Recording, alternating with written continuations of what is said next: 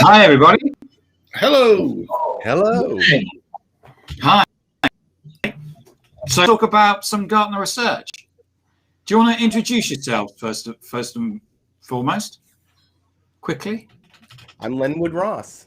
Thanks, Linwood. I'm Mike Garrison. I'm Rob Durant. I'm Thomas Ross. I'm Adam Gray, Tim's business partner. And I'm Tim Hughes. So we're going to talk about Gartner published a report, which, let me get it in front of me, called Evaluate the Role of B2B Marketing in Account Growth.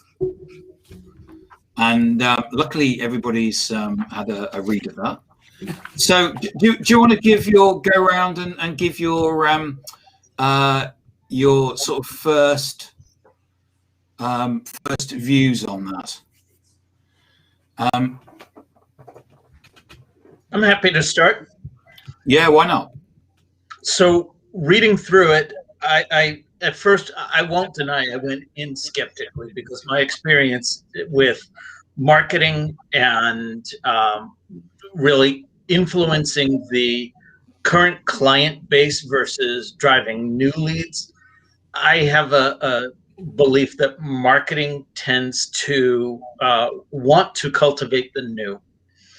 But reading through this, Gartner really provided a roadmap in a couple of different places where marketing can make a significant impact on the existing client's growth.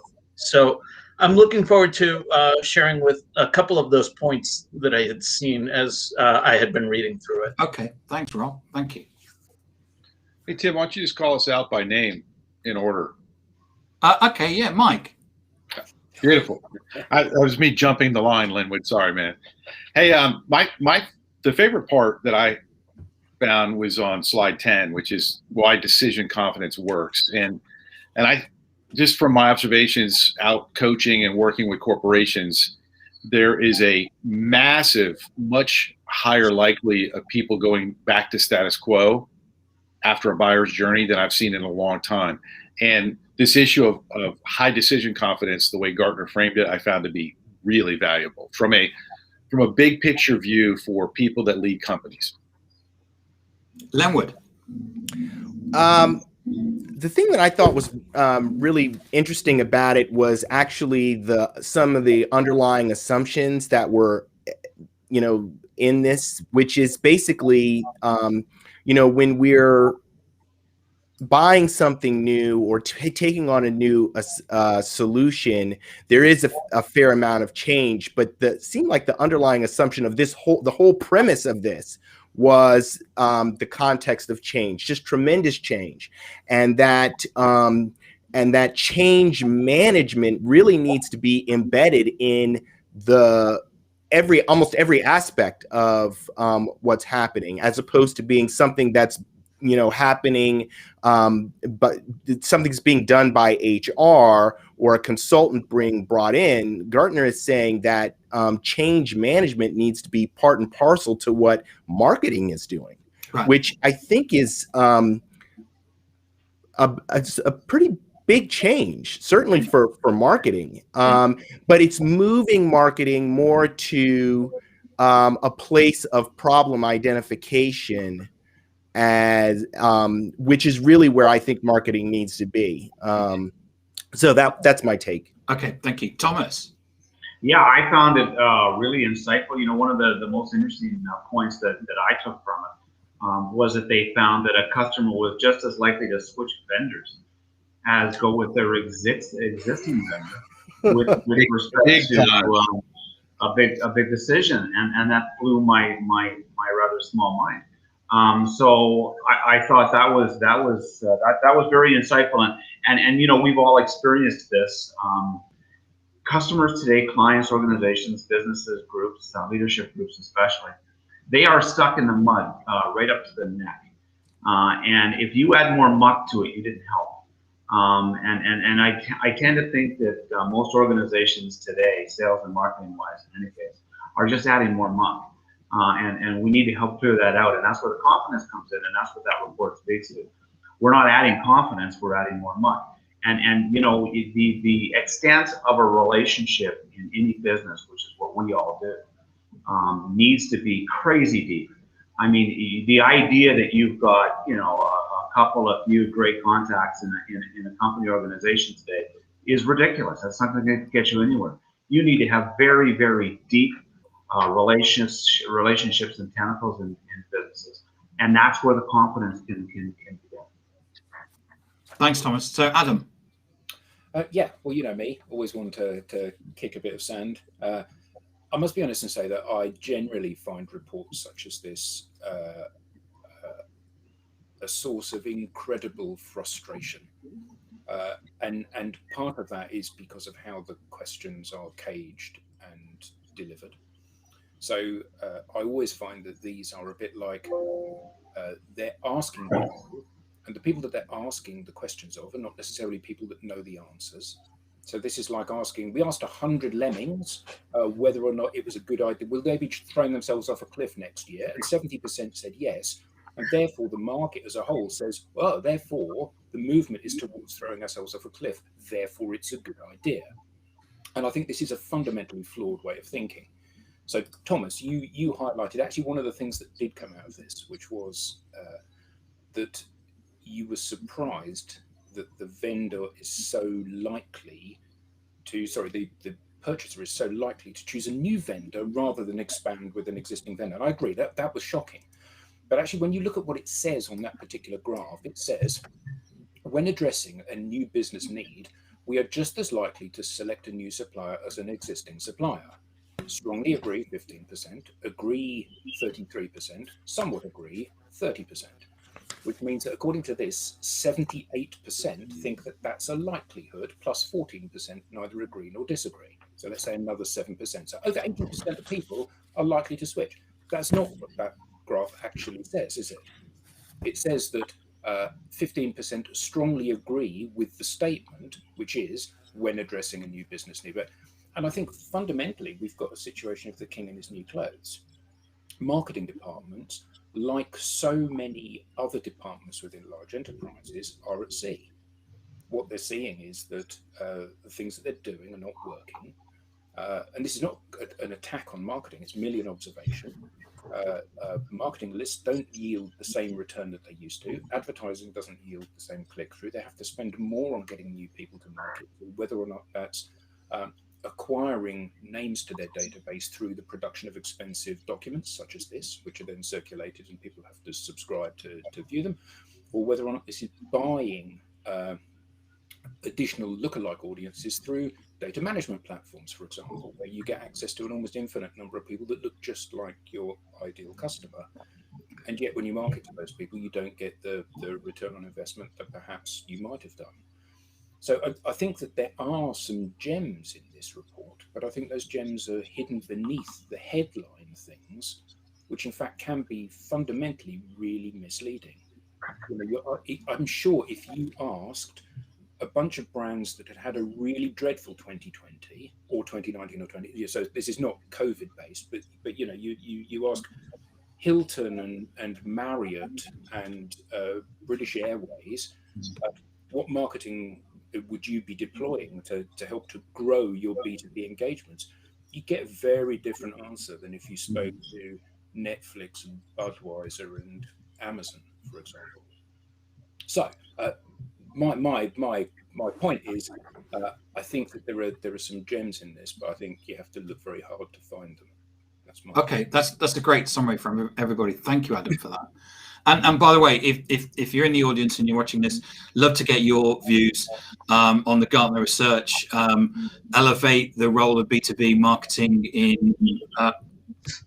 in account growth. There are links. I have put links in the details. You can have a look, and love to get your views, and love to get your views on what the team here is saying as well. Let's dig into the research. Page 3 for UK people that no smirking. Gartner says, despite opportunities for account growth, B2B CMOs struggle to attain their annual account growth targets. So even though they're being tasked with selling to existing clients, which we're always told is the easiest thing to do, that doesn't seem to be happening. So what are you seeing with your clients? What do you think is basically holding people back? Well, number one, I would say the language that's being used by marketing is the same language that's being used, 7 years ago, and it doesn't have the impact for the reasons that you might expect. At the end of the day, clients, customers, whether existing or otherwise, are looking for that rope being thrown into the quicksand so they can be pulled out, and that's what they're looking for. And the language from most marketing is really less about that and more about, oh, you're working with us, you're great customers, aren't we great? You should buy more stuff from us. And that isn't an answer. That isn't the solution. That isn't anything more than more marketing. Adam, I think there was a quote from one of your friends that if you saw someone drowning, you wouldn't actually try and sell them a life belt. But you'd actually help them, and then what you'd do is that you'd pass them a towel. Absolutely. But what was the quote exactly? Because I think you pretty much nailed it there. At the point that somebody's drowning, it's not the time to try and sell them a life belt. It's the time to pull them out of the water, towel them down, and make sure that they're feeling confident and comfortable again, and then they might be open to having a conversation about it. And I think again, this report, one of the things that it assumes, and you said, Lenwood, about the underlying suppositions that were made in terms of this report. It assumes that if you are a vendor or selling a product or service to an organization, the fact that you will expand in that organization, that makes the assumption that A, there's a need for expansion, and B, that the company has unlimited budget available within that department to solve that particular problem. I think both of which are ludicrous assumptions to make.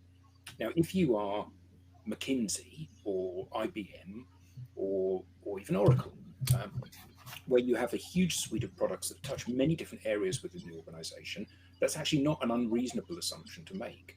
But if you are a vendor which specializes in helping organizations roll out in-store cashless payment machines, you've done it all this year. It's like, how can you possibly expand within that environment unless the organization buys more stores or has more point of sale opportunities in each of those different stores? So I think that some of these suppositions are rather sweeping. And I guess that to a certain extent, how much of, because I think you, Thomas, said about this successful embedding yourself within an organization is all about making sure that you have relationships, lots of them, deep relationships where there's a huge amount of trust in place. Is that a marketing role? I think probably not. I think that's an account management and a client relationship and a client success job, marketing's job, certainly from what we see working with our clients. Marketing has a finite bandwidth, and what clients want to see is material which is perfectly suited to them, their industry, their vertical, their geography, their brand, their target market, all of those things. And the more of those things you get in place, the more engaging that content is for the client. But the problem is, as a vendor of any product or service, you haven't got a million clients that all look identical. They're in different geographies, they're in different industries, they're in different sizes, they have different challenges, they have different spread. They themselves are selling to different target markets, which means that for marketing to be truly effective, you have to have a different piece of collateral for every single one of those clients, and potentially for every single person within every single one of those clients. No marketing department in the world can produce that, surely. Hey, Tim. Mike. Hey, here's my one sentence version of what Adam just said. It's a quote from Brian Kite. You ready? Mindsets and skills to catch something are different than to keep something. And that's what I get out of this, right? Just to make it for people that are operating at my intellectual level, which is lower, like how you acquire clients, right? How you acquire new clients that don't have experience with you, that you don't have proof of delivery, proof of concept, is vastly different from how you keep clients. And that's where I think that the integration of all silos in the organization into one cohesive unit is extremely powerful. Because if marketing's out there doing what Adam's saying, being tasked to deliver all of these different, widely disparate kind of pieces of content, they're going to go crazy and they're going to be less effective. And so I think there's a strategic aspect to this that's really important. If you want account growth, which every big company should want, if you want account growth within your current accounts, you have to shift out of just keeping mode. You have to be thinking about how do we earn that extra business. Interestingly, the report has a great line on, I don't know which page this is on, it says, growth requires change is the title. And it says, whilst customer satisfaction does double the likelihood of repurchase, it has no effect on account growth. Mm-hmm. Now, that suggests that the marketing team are in fact just continuing to produce sales collateral in new areas of the business.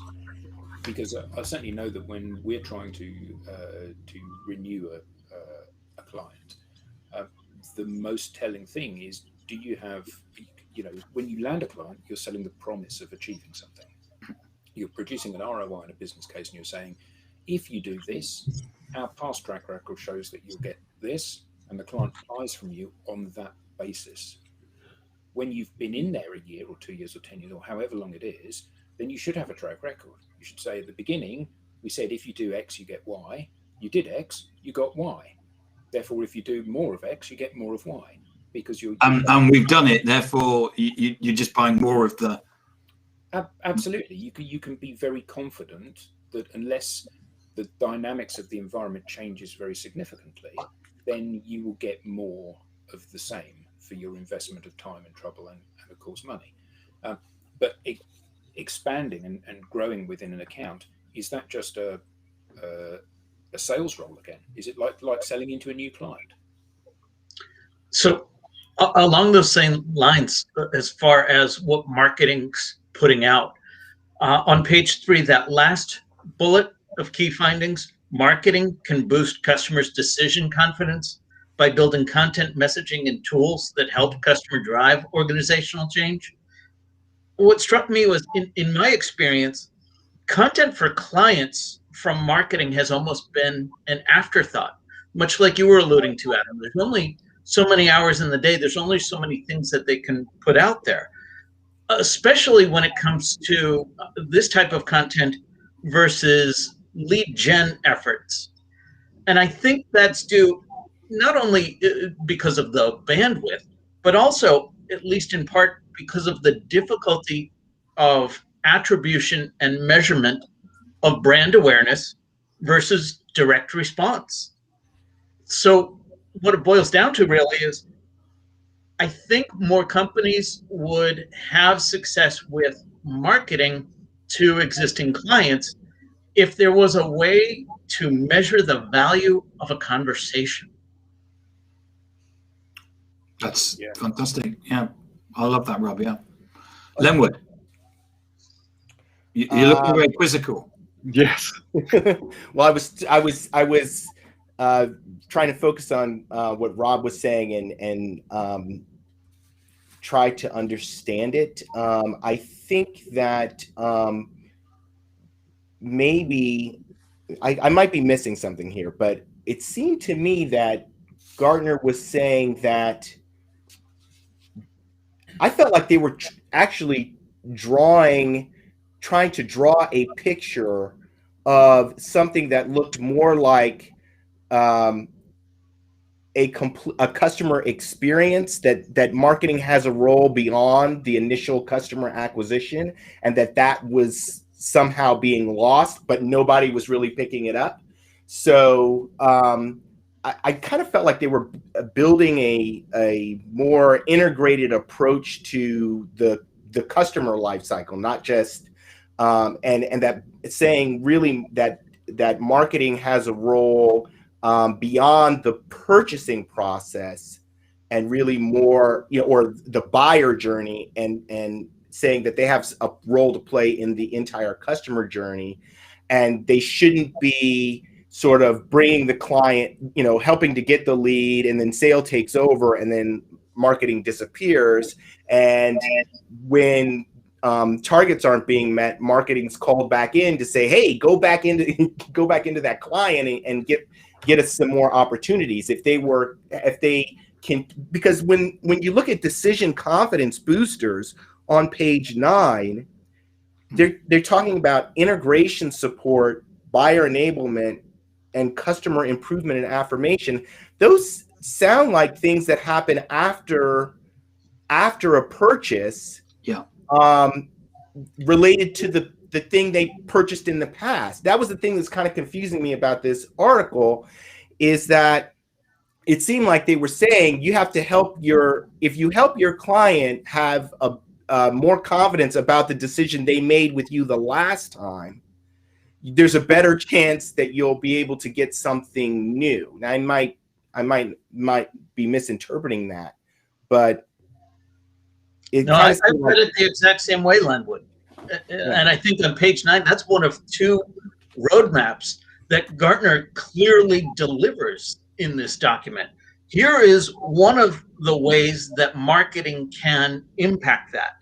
Basically, those 3 points in the decision confidence booster all pointed to me to emphasize two-way communication, not just the talk at you marketing speak. And I think you're exactly right. Gartner is saying, hey, marketing, your job is to do more than just get them to the threshold.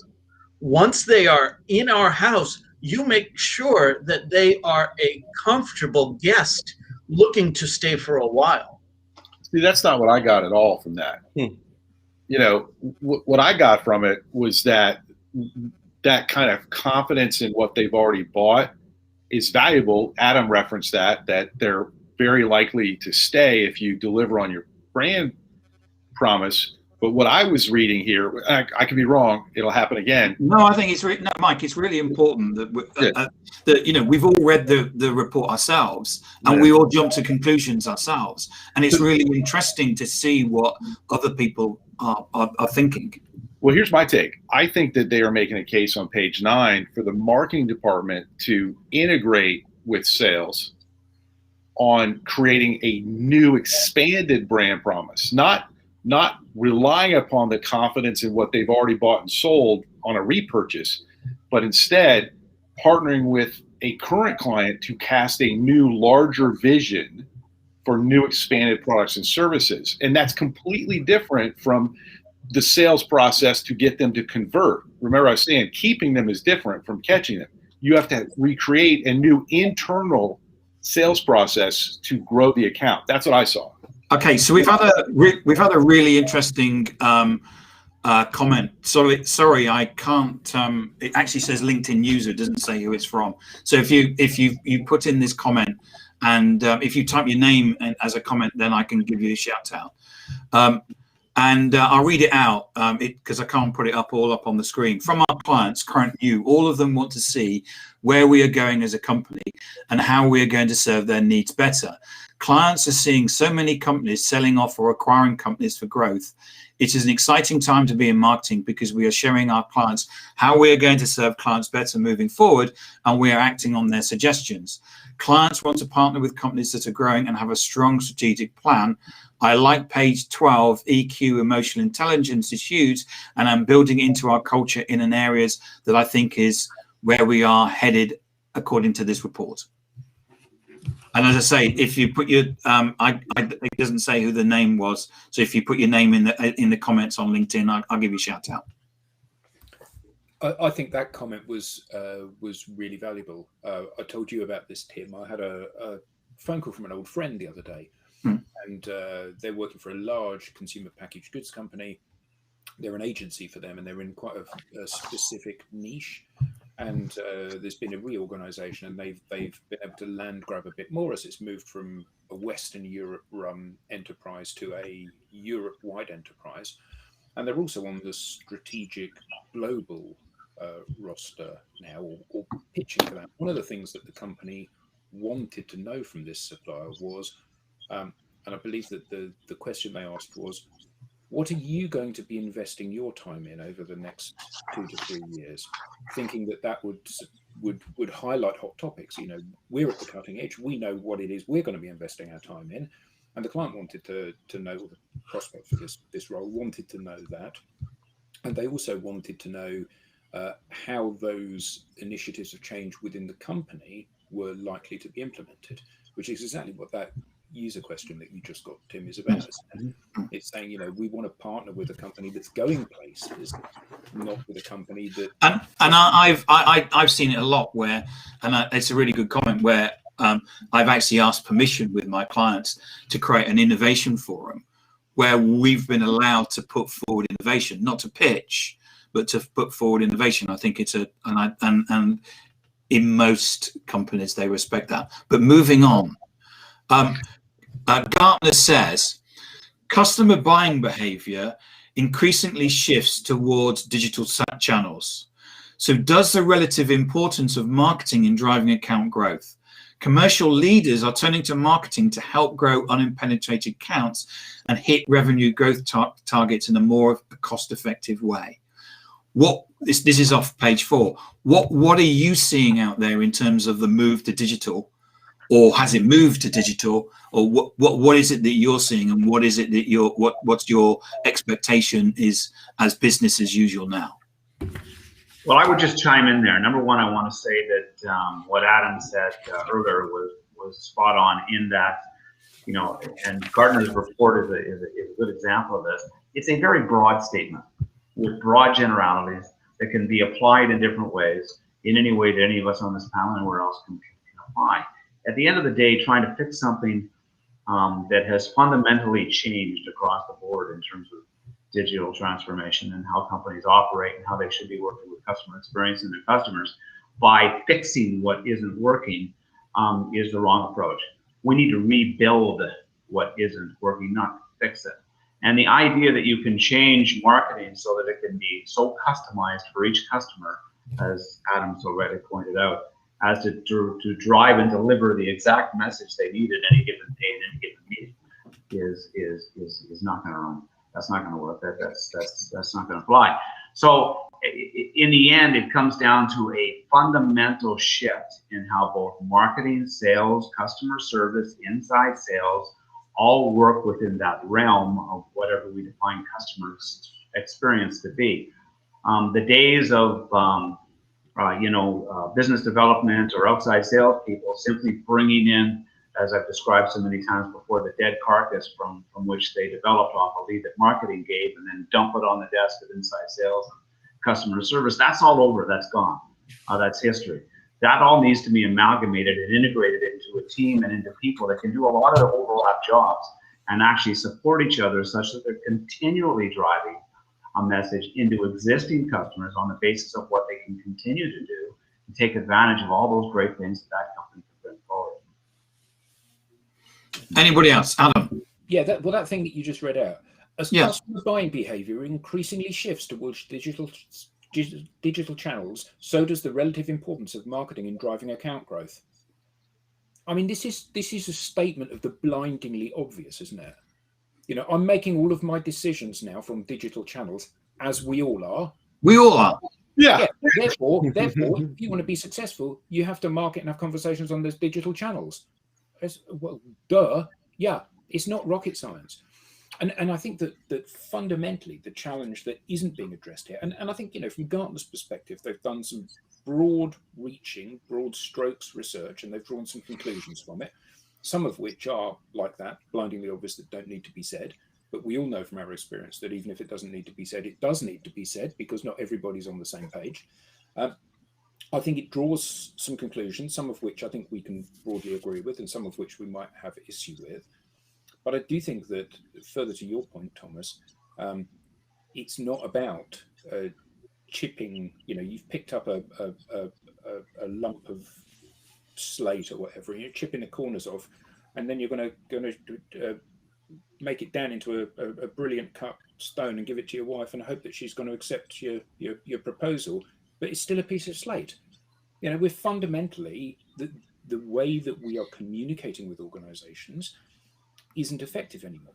You know, we have to have micro conversations between our company and your company. You know, if I'm trying to sell stuff to you, there have to be micro conversations. You know, so how Adam, do you have a micro conversation then? Well, because I mean, so what happens is that marketing is given the job to connect to all these people, and you said quite true that what we do is that we have to create a piece of content which matches a particular, right down to an account and a person. So what marketing people do is that they create personas. They do, but if you think about this report as itself, which is basically an insightful piece of marketing material, you know, on the face of it, it's we're going to do some work, we're going to create some content that you're going to find valuable, you're going to consume that content, and therefore you will think better of Gartner. And this is such a fantastic metaphor for how all organizations market. So let me read a little bit of this to you. Recommendations. B2B CMOs responsible for account growth should, here we are, this is the bit we're waiting for. Drum roll. Map strategically important customers' change-orientated journeys, e.g. multi-year strategic challenges, to identify and design support for change-related tasks. 2, observe indicators of organizational change using customer data collected via online self-assessments, feedback surveys, and input from account representatives to target change-ready customers. And lastly, prioritize content creation and adoption to boost customers' decision confidence during key change-related tasks and potential stall points. It's like, I don't even know where to begin unpicking that. It's the most convoluted, unclear piece of advice that you can ever hand to somebody, particularly somebody, to reference Tim's earlier comment, that's drowning. You know, they're saying, we can't expand within an account. Well, here are the 3 things you need to do, marketing person. And they're none the wiser. Mike. So we know how to sort this out. The people that are at the coalface, the people that are engaging with the customers, you empower them as a marketing team, you empower them to create the content that the individual they're engaging with needs to hear to give them confidence to make the decision that you want them to make. You know, if you are going out on a date with somebody, you don't say, "Send me." So, 10.2, Lenwood has just ordered another drink. Therefore, I say, hi, Lenwood, I'm glad you're enjoying yourself. That's not how a date works.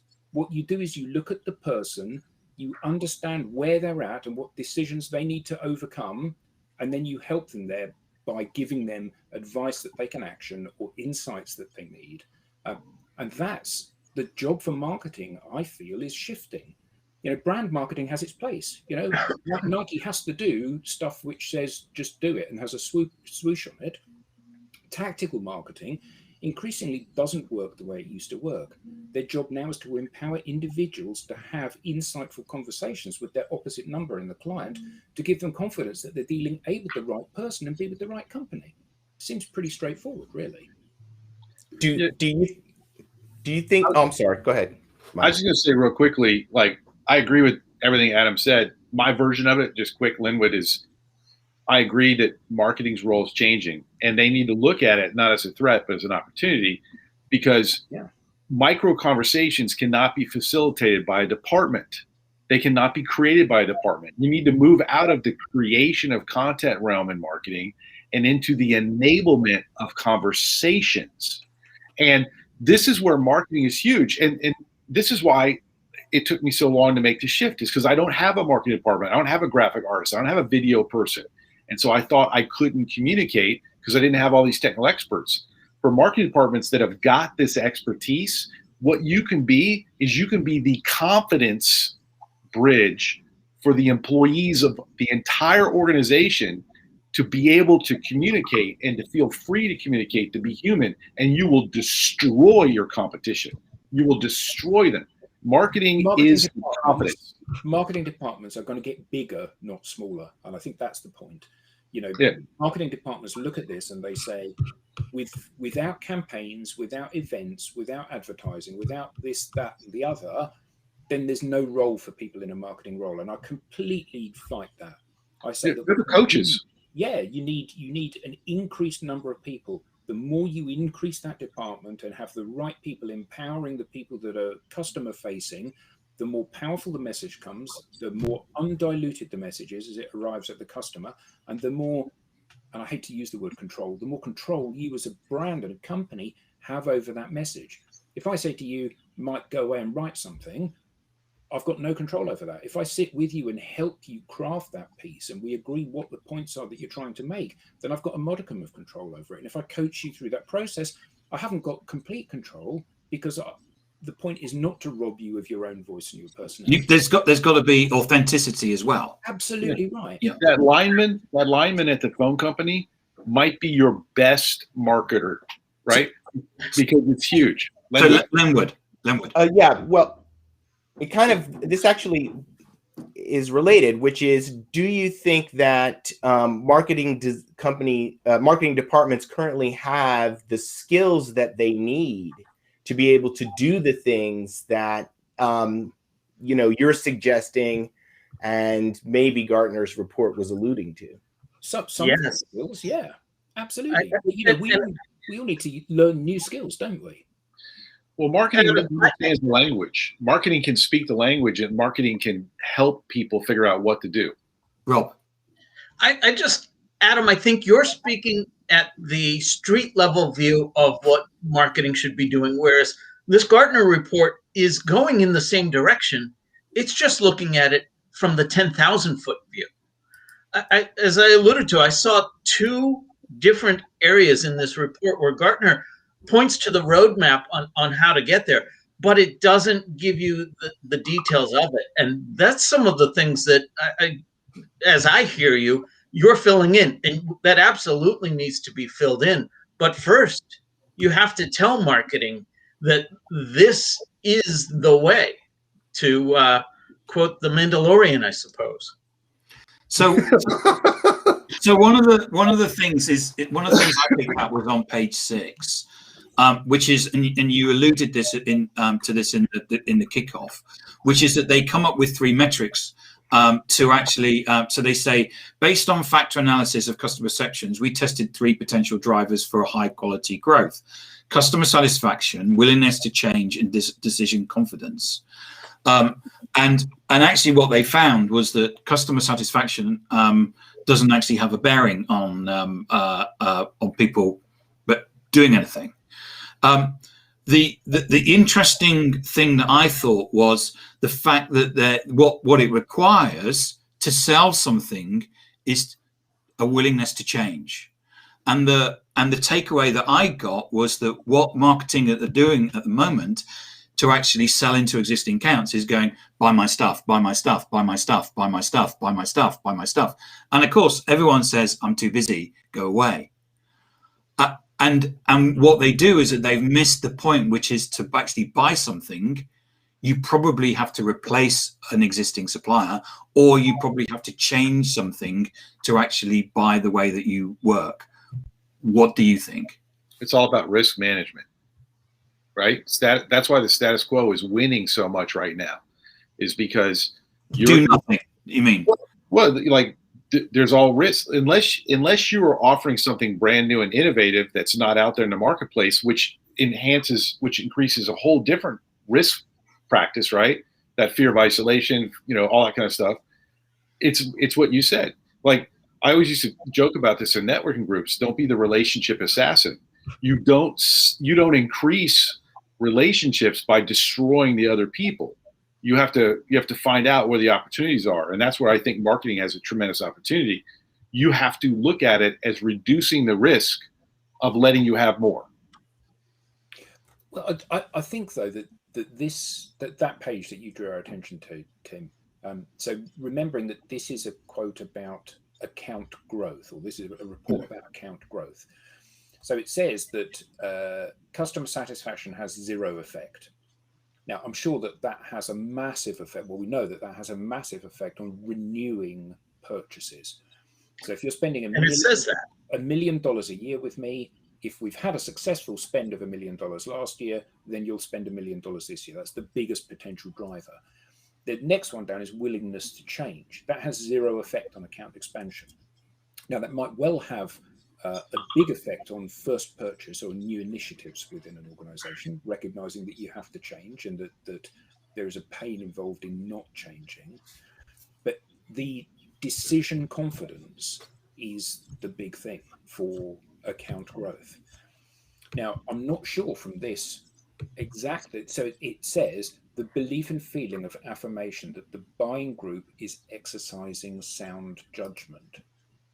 So that might not be that they think it's going to be, well, maybe it is because they think it's going to be successful, or there are proven track record things, but it would suggest that neither of those are the case. So what does that actually mean? So well, where's the risk for buying committees? Where's the risk when you're a buying committee? You guys, Lenwood probably could jump on this big time, or Thomas potentially, but like the buying committee's got jobs. They want to keep their jobs. And so whenever you're replacing a vendor that's not horrible in favor of another vendor, isn't there some risk associated with that? I think that's kind of what they're going at here. Well, but this is about account expansion, isn't it? So we're not talking about replacing. We're talking about how do you expand your account if you don't replace somebody else? no, it's something new. It's like it's like a new challenge. Should we have this existing vendor be allowed to go into this new area, and and the decision around that? And so what the report was saying is, we're just as likely to go get somebody else as to go with someone who's already in the account. And what it sounds like they're saying to me here is that, once the decision has been made with respect to whatever it is you're currently in an account for, then if you want to expand in that account, you're going to need to do some work on making the buying committee feel like they made a good decision, like their decision-making process, not just that you're good, but that their decision-making process was a good one. I mean, thanks, Nigel. Like, yeah, I love that spin: situation, problem, implication, need, payoff. Yeah, you guys are missing a fundamental fact, though. You're talking about different people. So marketing is talking to one set of people, and then there's the people that actually use the product or service that you won the deal with, and then there's the buying committee, right? And they're not connected, they're not integrated, Absolutely, they're not. Yeah. And the message isn't getting across to all of them. It's getting across to one or two of them, maybe, but it's not getting there. So what we do as a group, as a team, as an organization, is we teach customers and clients how to communicate online in the digital world. And we communicate one-on-one and engage with every level of our customer. And that's what the message from this should be, right? You need to come down from 30,000 feet, come down on the ground, communicate with everybody in the organization, not just one. And that marketing message needs to be attuned, but it can't be attuned by just marketing. The frontline people, whether they be in sales or business development or sales, technical sales support or inside sales or customer, doesn't really matter. All of those people need to be engaging with clients in real time, online, addressing that message in a way that is now customized to the various teams that we do need to be communicating with, and they're not the same, but they all deal with different people. So as a totality, we can make that message sing. Yeah, I mean, I think that goes to Adam's point about marketing really being an enabling part of the organization, that it's not, this function that just does this one thing, because the whole organization needs to be engaged in some kind of conversation with the customer that is marketing related, and that's, kind of all the time. Rob. I see this Gartner report right here. Now more than ever. Yeah, I've got one of those as well. You like that book, Adam? Is that a personal favorite? Yeah, that's who wrote that? Tim Hughes, Adam Gray. Oh, a couple of We are guys not here. above shameless plugs here. Rob, So I see this Gartner report aligned with exactly what you guys are saying. But again, at that 10,000 foot view, on page 6, it's saying you could go left, customer satisfaction, you could go right, willingness to change, or you could go in a completely different direction, decision confidence. And it's saying decision confidence is the way. It does not bring it down to the street level view, but you can't expect that from a 15-page report. That's where people like us come in and paint some of those details. So what would decision confidence look like as it comes from marketing?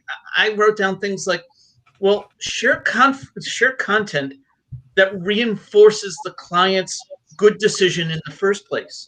Share success stories. Interview clients. Host forums. We know somebody from Telstra Purple that had done exactly that. Let the clients brag. And yes, have those one-on-one conversations with them so that it's not, again, talk at you. It's communicate with you. It's hear from you.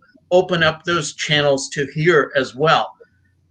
Gartner's not saying don't do those things. It's just a 15-page report. They don't have the ability to paint all those details. I'm happy to sit down with somebody and paint those details. So in the last 14 minutes, there's a quote here from Gartner that says nearly 70% of B2B customers feel overloaded with organizational complexity, facing roadblocks with like unclear decision making and conflicting priorities. Customers can be convinced to make changes in individuals and may give up once they consider the difficulty of aligning diverse stakeholders and perspectives. I think that's something that we can all understand and all recognize in any organization. So how is it that the skills that you do will make sure that the people that we're talking to, the marketeers and the salespeople, will be able to go into organizations and unblock those roadblocks? Isn't the job to educate people and to give them confidence? And I think that back to the point that we were discussing earlier around this being about lots and lots of small interactions with individuals. The key thing here is to recognize that we are none of us perfect. We all have gaps in our knowledge and our confidence. And to assume that my one piece of collateral or brochure, whatever it is, will be perfect for dealing with Rob's lack of knowledge and challenges, and it'd be exactly the same lack of knowledge and challenges that Mike has and Thomas has and Lenwood has and I have and Tim has, is ridiculous.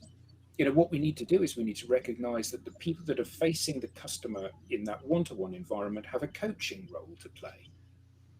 Where are the customer's knowledge gaps? Where do they need reassurance that they've had some success or a good engagement? Where do they feel that they themselves contributed to the success that their business has had by implementing some of the things that the project we've done has delivered? All of those need to be on a one-to-one basis, and only then can you ensure that everybody is empowered to stand up and say, yeah, I'm backing this particular supplier, this particular project. Because without that, it's just one generic broad strokes document that does nothing. It tries to engage everybody and it succeeds in engaging nobody. Mike? I'd say, based upon my experience selling copiers and stuff like that into large organizations, that like if you wanted one takeaway from this, make it easy for the buyer, make it easy for the buying committee. And so here's a couple of key points.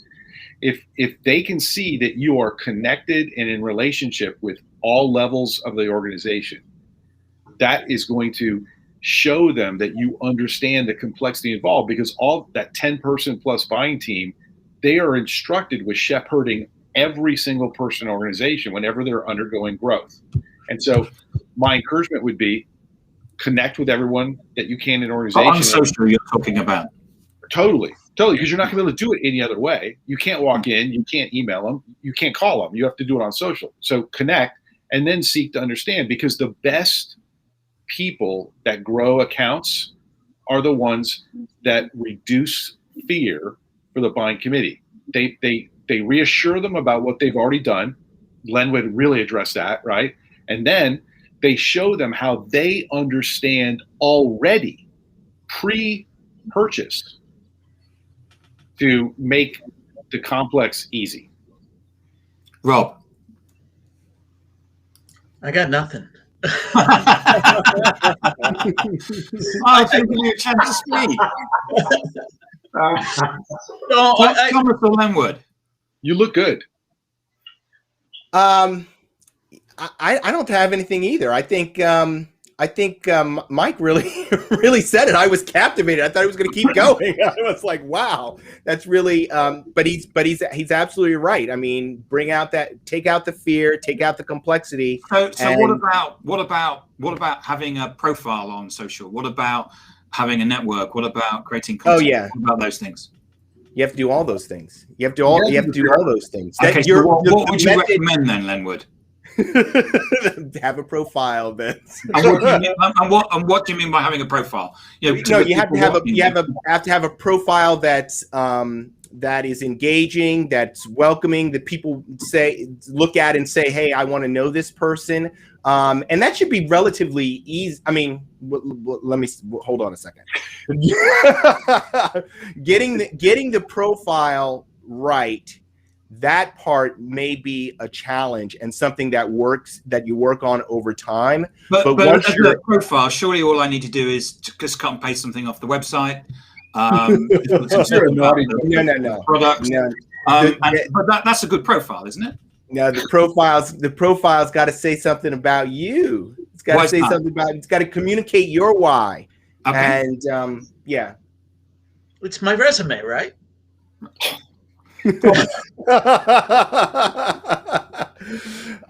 Yeah, that's not going to work. But you could try it.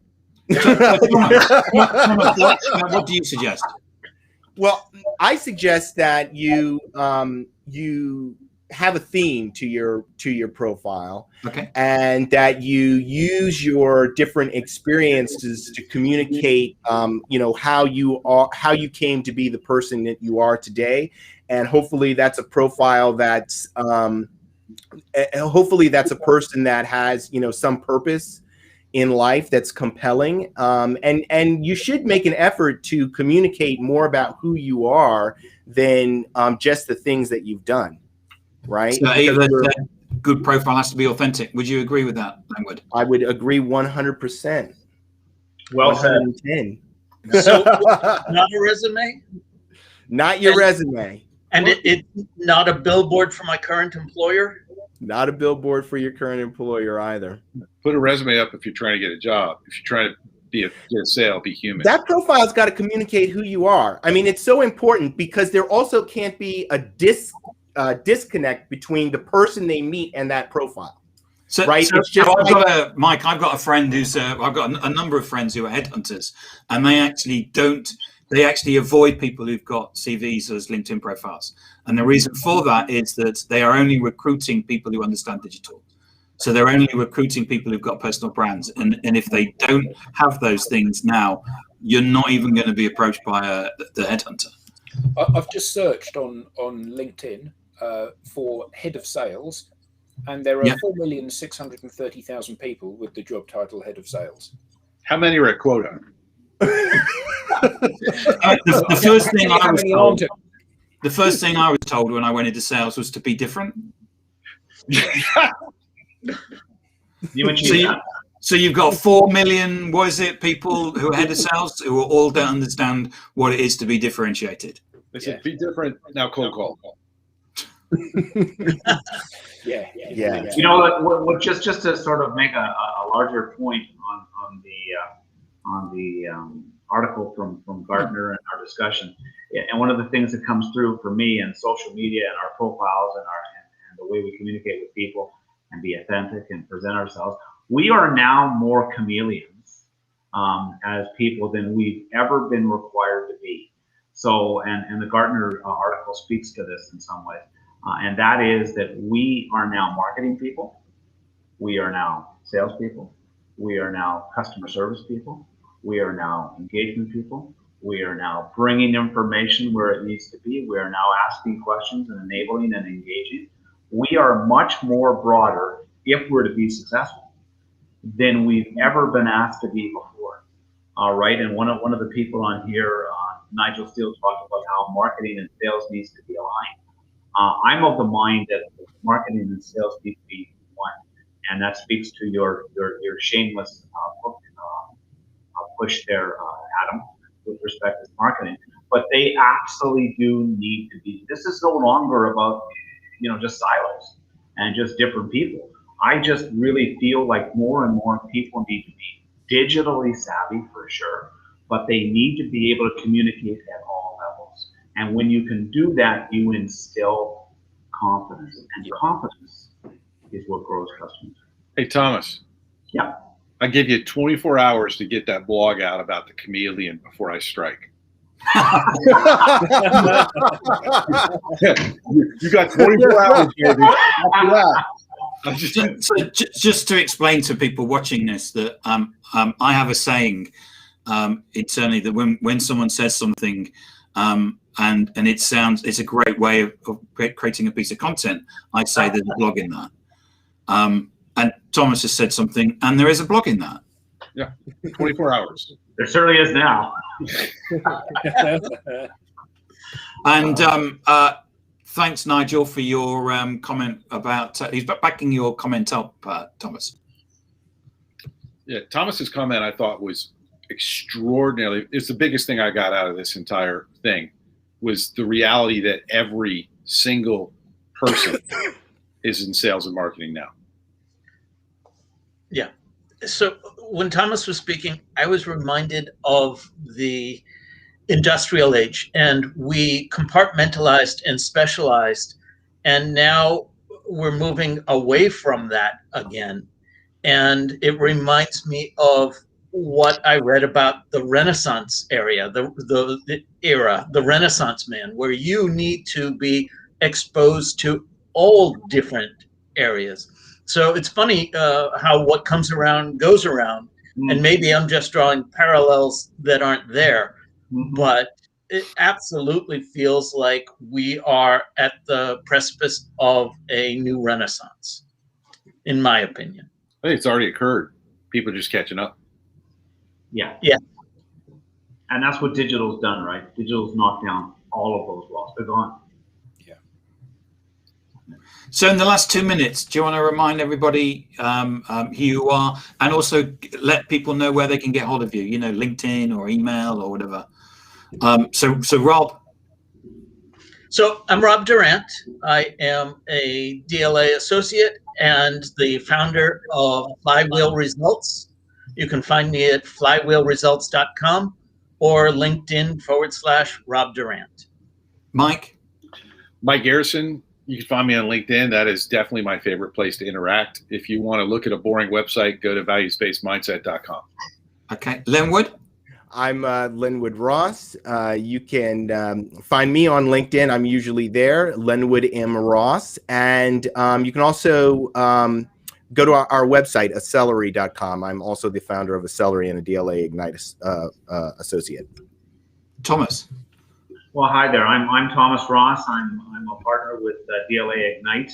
Always proud to work with the great members of this incredible team globally. I am also the founder of a company called socialsaleshq.com, and I'm busy writing a blog about chameleons. Brilliant. Right. Thank you, everybody, for tuning in. I don't know if we're going to be making this a regular occurrence. We're still experimenting with Restream, but thank you to all the panelists, and thank you for Gartner for providing us with some content for us to dissect. And I hope you found the insight useful. I certainly did. It's great how you all went away and came up with completely different answers. It was absolutely fantastic. And for that, I thank you. Thank you. Thanks, guys. Cheers, everybody. Thanks for tuning in. Bye. Thanks, guys.